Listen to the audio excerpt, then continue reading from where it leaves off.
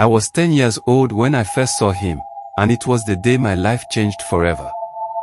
In our small village, deep in the heart of Africa, people often told stories of spirits and ancestors who wandered the forest. But I never really believed them. At least, not until that evening. It was the dry season. The sun had dipped behind the hills, leaving the sky a soft shade of orange and purple, and I knew I was running late. I had spent too much time helping Mama fetch water from the stream, and now, I had to hurry home before it got too dark. Instead of taking the long path through the main village road, I decided to cut through the forest, a mistake I'd later regret. The forest was thick and silent, except for the sound of dried leaves crunching beneath my sandals. The trees, tall and ancient, seemed to close in around me as I walked. The air was cool, and a soft breeze whispered through the branches. I had walked this path many times before, but today, it felt different. It felt heavy, like the forest was holding its breath. As I approached the thickest part of the forest, I saw him. At first, I thought it was just a tree or maybe a large rock. But as I got closer, I realized it was a man. He stood still, like a statue, his tall figure half hidden behind the massive trunk of an old baobab tree. His clothes were strange, tattered, like he had been out there for years. His skin was dark, almost blending with the shadows, and his eyes were like deep, empty holes. I stopped, my heart racing. I wanted to run, but my legs wouldn't move. I had heard stories about spirits, those who were caught between this world and the next, wandering the forest and hills, looking for someone. Was he one of them?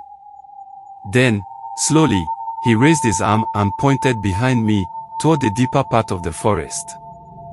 I turned to look, but all I could see were the tall, thick trees stretching endlessly into the darkness. When I turned back, the man was gone.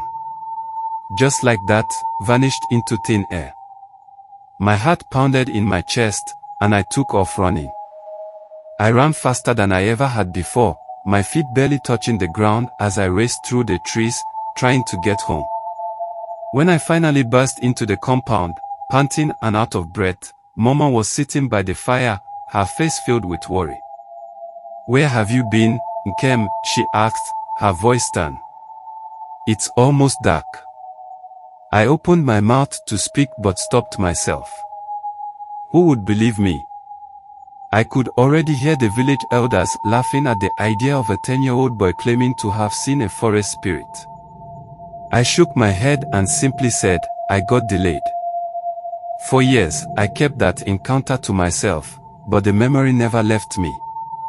I would think about him, his dark, hollow eyes, his ragged clothes, and the way he pointed to the forest like he wanted me to follow him. Who was he? What did he want? Years passed, and I grew older, but the forest still called to me. I avoided that path, though.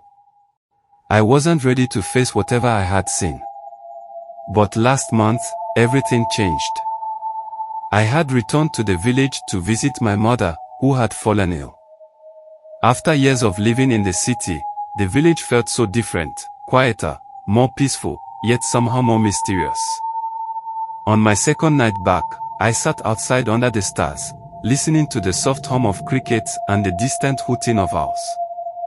I was deep in thought when I heard it, a soft rustling, like someone moving through the bushes. At first, I dismissed it as an animal. But then I saw him again. The man from the forest. He stood at the edge of the compound, his figure barely visible in the dim light of the moon. But I knew it was him. His tattered clothes, his tall, thin frame, it was all the same. My heart skipped a beat as I stared at him, frozen in place. He raised his hand, just like before, and pointed toward the forest. But this time, he didn't disappear. He just stood there, waiting. I don't know what came over me, but I found myself standing up and walking toward him. My legs felt like they were moving on their own. The closer I got to him, the more I could feel the cold air around him, like the warmth of the night had been drained away. He didn't speak, but his eyes told me everything I needed to know. He wanted me to follow him. Without a word, I stepped into the forest. The trees seemed to close in around me, and the path grew darker with each step. I could hear the faint rustle of leaves underfoot, but there were no other sounds.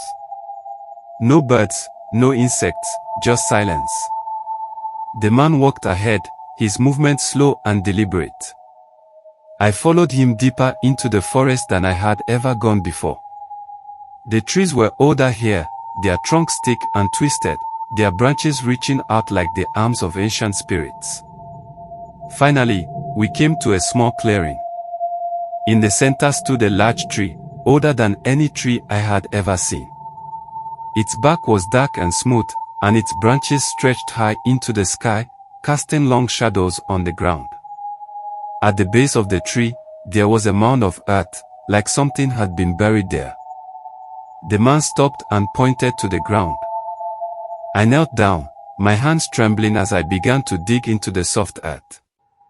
It didn't take long before I uncovered something, an old, wooden box, covered in dirt and leaves. My heart raced as I wiped the dirt away, revealing carvings on the surface. Symbols I didn't understand. I looked up at the man, but he was gone. With shaking hands, I opened the box. What I found inside left me speechless. What I found in that box could change everything you think you know about the world. But that's a story for another time. If you want to know what I discovered, the secret that had been buried in that forest for so long, subscribe to my channel Eyewitness Tales. In my next video, I reveal everything, and trust me, you don't want to miss it.